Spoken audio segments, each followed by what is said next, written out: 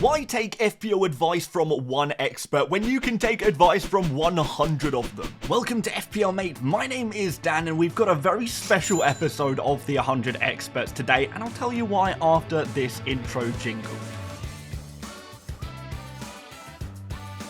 Okay, so as always, we ask 100 top FPL managers what they are doing this week, what transfer moves are they making, and perhaps more importantly this week, who are they captaining? Big decision to be made this week. And why is this episode special? Well, let me tell you exactly why. Because we have this game week the data from the current #1 in the world of FPL. FPL Charlie is currently smashing it first in the world, and he has volunteered his data for today's video. We also have the 5th place in the world, FPL CJR, who is also volunteered his data this week. Now, usually my core group of experts are people who have had strong rank histories, who've done very well in FPL in the past, but I know a lot of you guys have kind of mentioned you want to see some data from people who are doing really well this season as well. So I thought we'd try and mix it up a little bit this week and get some of our many of our regular good finish historically managers, as well as getting some current top performers in the world of FPL management. So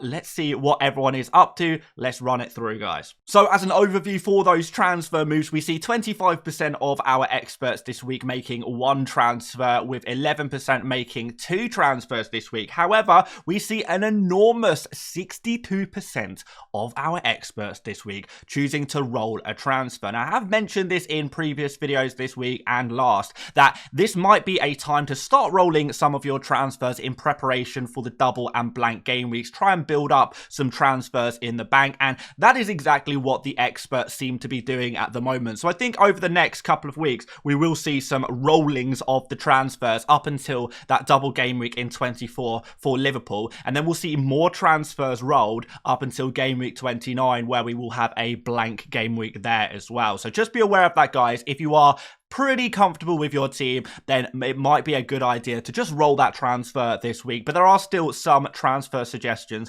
for you guys we can make in those specific circumstances where maybe you do need to make a transfer. In addition to the massive amount of managers not making transfers this week, we do see 2% on a wild card making wholesale changes to their squad. So few making 1 transfer, even less making 2 transfers. No one's making 3 or more transfers. A couple of wild carders, and most are rolling. Let's get on with the video and see what kind of transfer moves we might be thinking about before finally concluding with those captain's decisions. So as always, we're going to have a look at the global top picks to see if there's any correlation between the moves that the overall FPL player base is making with the experts. And we do see that the #1 transfer in for this week is Chris Wood in the overall player base. No surprise to see that our experts love the Wood shout as well. However, the next players on this list, maybe not so many transfers as you might expect. No change in Ahmad. We're going to see shortly that there's 2 transfers out for Ahmad and 2 transfers in for Ahmad. And I think this is kind of expected. Whenever we see a Manchester United player do very well, we often see them bought by a lot of the overall player base, because so many FPL managers are Manchester United fans and they love to invest in their top players. So we're going to see this every time a Manchester United player smashes it. This is not the first time this has happened. This won't be the last time this happens, but our experts don't seem as hot on Ahmad as maybe the overall guys. We also see no movement on Isak. He's already at 100% ownership among our experts. No real change on Sells. Minor increases to the likes of Aina, Gordon and Alanga, and no changes on Hall, Iwobi or Robinson there. So those are the global top picks and where there are trends with our experts. In fairness, might be a little bit unfair to try and compare this week, because so few of our experts are actually making transfers compared to usual. There's naturally going to be less correlation between the overall player base and our experts. So do just want to highlight that. But let's see exactly what's going on Is there a lot of ownership in Ahmad already? Do we think Isak is the captain pick? So much to talk about, guys, ahead of Game Week 22. So let's look at these transfers out among our experts. And actually, interestingly, we see Joao Pedro at the top of this list, coming off the back of a 1-pointer. And we know, despite some FPL returns in Game Week 20 and 19, he's not a player who's putting up the best data at the moment. And maybe some of his recent FPL returns have been a little fortunate. So we are seeing a slow and a kind of consistent trend of seeing Joao Pedro and his ownership dropping down a little bit each and every game week. He's still owned by, well, I guess 37% of our experts, which is still pretty high, but we do see that dropping. So our experts seem to be moving away from Joao Pedro at the moment. Gabriel Jesus, with his long-term injury, is also going to see his ownership drop down to 0 this time. So everyone who owns Jesus among the top managers will be removing him for this week. He is out for the season, unfortunately. Watkins is another player who is being fire sold at the moment. Yeah, time to get rid of the 8.9 million man. Despite a goal last game week, there are some doubts about his rotation potentially there, with Duran and Marlon also signing for Aston Villa in the recent days. We've got Ahmad with 2 transfers out, as with Enzo.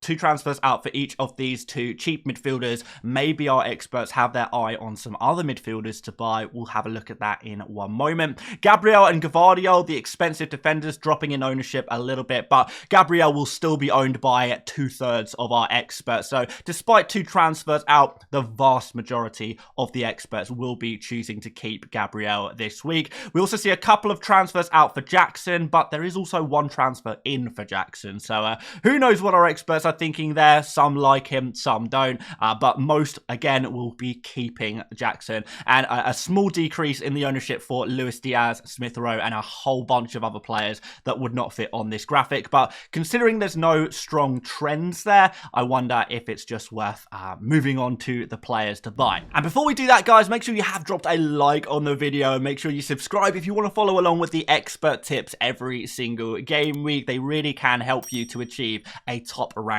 in the world of FPL if you follow along. So let's see who they're transferring in. Well, we mentioned it earlier. Yes, Chris Wood is very popular among our experts, with 17 new owners ahead of Game Week 22.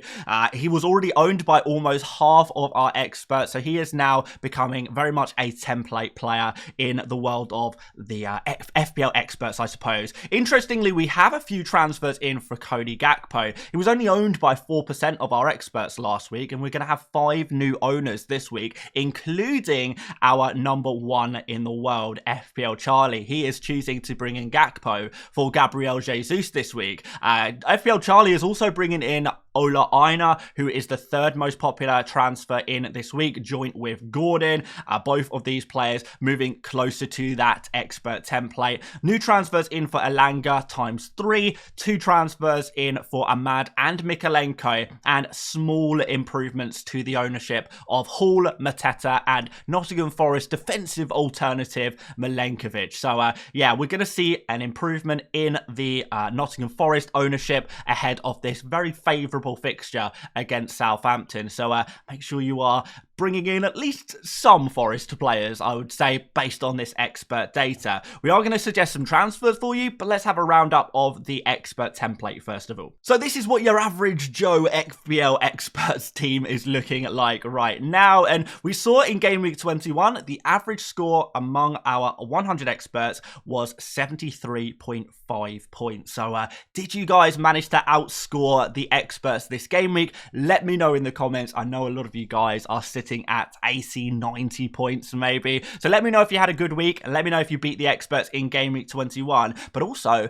let me know if you are keeping up with the average rank for experts, because currently the mean rank is 324,000, and the medium rank has had a massive boost this week up to 218,000. So the experts are improving their ranks in Game Week 21 compared to Game Week 20, which was a little harsher on the Experts, let's put it that way. But we're talking about Game Week 22 now, and looking at the latest template, not really too much change for anyone. Small changes to the likes of Raya, Gabriel, small increase to Munoz and Hall, another small decrease for Rodgers and Sarr, and a 4% increase for the ownership of Gordon as well. Now over half of the experts will have Anthony Gordon in their FPL team. No changes, of course, to our 100%ers, Palmer, Salah and Isak. However, we do see a new entry into the FPL template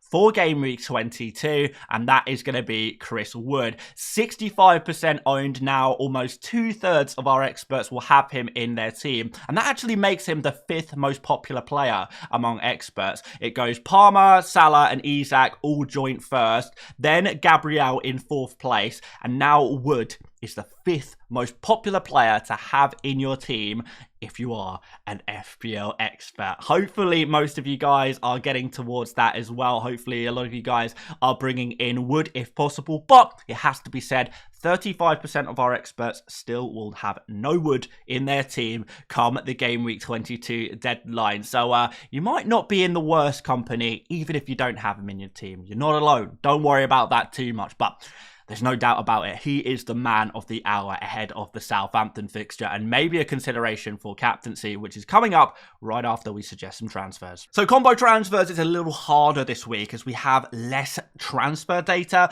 than usual game weeks. But if you do still have Watkins in your team, downgrading him to Wood may allow you to upgrade someone like Enzo up to a Gordon, which could work really nicely. You can also downgrade Watkins to Gakpo. That would enable you to upgrade Joao Pedro to Wood. Nice little combo transfer there. And another way of maybe upgrading Joao Pedro to Wood would be to remove Gavardio and replace him with Aina, or really any other Nottingham Forest defender that you like the look of right now. We've got Milenkovic, we've got Murillo, and we've also got Nico Williams at 4.3 million as well, who could be a pretty nice addition to your squad if you are playing with a smaller budget right now. But still, I think the direct transfers is probably something we want to look at more closely this week. So if you have Gabriel Jesus in your team, it's a very easy switch to Chris Wood. Just make that move. Don't even think about it. It is so straightforward to replace an injured guy with one of the most informed players in the world of football right now, or certainly in the Premier League. Ollie Watkins could also be a direct transfer to Wood. Bank the cash for future moves in future game weeks. Joao Pedro to Wood is possible if you can afford to make that upgrade in just one move. But how about Cody Gakpo?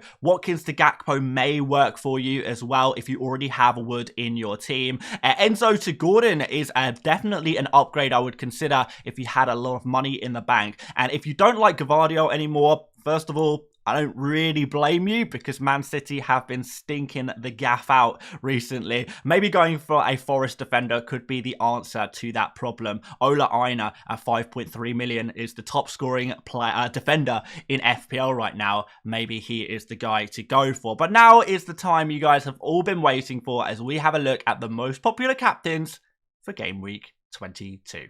Okay, guys, so I should definitely preface this with a little asterisk. So today, only like an hour ago, as I record this video, we did see the news that Palmer picked up a minor injury ahead of this week's fixture against Wolves. I don't know how significant it is. I don't know how serious it is. And I don't think it is like he is definitely out or anything like that. I think there's a small chance he could get either rested or reduced minutes, because the injury is not serious, it's not severe. We also saw injury news for the likes of Enzo and Sarr. Again, minor issues, probably will be fine to play, but just worth noting. And of course, guys, I have to gather this data earlier on in the day, and therefore I can't always have the most up-to-date information when the experts tell me their transfer moves. It's just the game, guys. These videos take a little while to make. They do take hours to make. So by the time things are posted, the world of football moves fast. But that said, maybe you can kind of, I don't know, use that information about Palmer to adjust for the information that you're seeing on screen right now. And that involves Palmer as the #1 captain choice. 48% selected by our experts this week, which is actually a pretty significant difference to Salah. I was expecting these two players to be much closer in the captaincy percentage, but prior to that Palmer injury news, certainly a lot of our experts like the idea of going for Palmer against this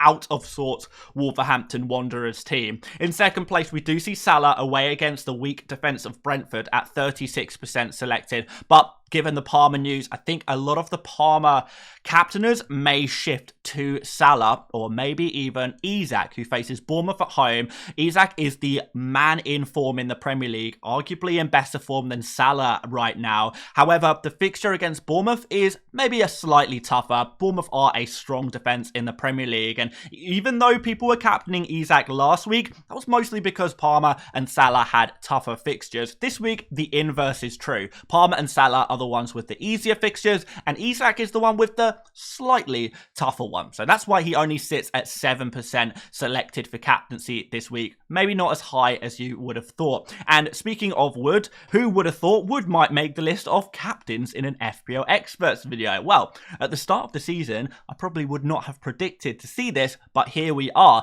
Southampton at home for Chris Wood. 4% of our experts will be captaining him, and of course, again, there is the possibility that some of our Palmer captainers may hop over to Chris Wood as well. But all in all, guys, it has to be said that Southampton are a pretty poor football team right now, and Nottingham Forest are at the top of their game. So who can blame just a few of our experts trying something slightly different this week? Though it has to be said, the ceiling of Palmer, Salah and Isak has to be higher given their histories this season and before this season as well. Wood is a great pick and a great opportunity for one goal. Maybe at a stretch he will very rarely get multiple FPL returns, but nowhere near at the same rate as Palmer, Salah and Isak. So that is the risk you take with Wood. You're probably good for one goal, but I don't think you can reach the same heights as some of the other captain picks on this list, which is why we don't see Wood very high in our expert captain picks.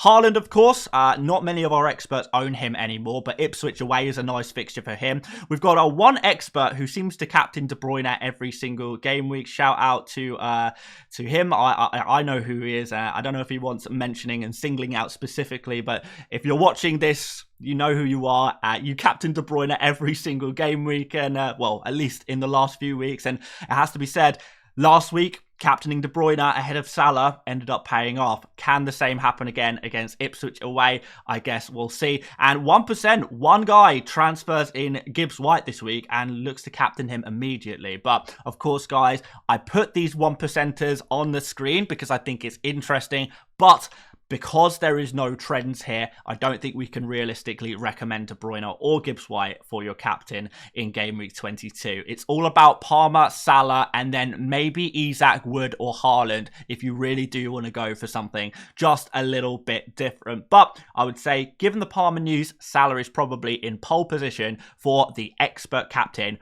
for Game Week 22. And there you go, guys. If you have any other questions relating to the expert data or just about FPL and Game Week 22 in general, or maybe you want to ask a non-FPL related question. I don't know, what should you have for dinner this evening? Is there any cities you would recommend visiting in the United Kingdom? I'm here to answer all your questions, guys, so get them down in the comment section below. Of course, let me know if you outscored the expert and if you're beating their average rank. Would love to hear from you guys. And yeah, of course, like the video if you haven't done already. Do subscribe if you're new around here. Check out another video if you would like to. But I will see you tomorrow for the deadline stream for Game Week 22, bright and early. I'll see you then, and I'll see you later, mates. Bye-bye.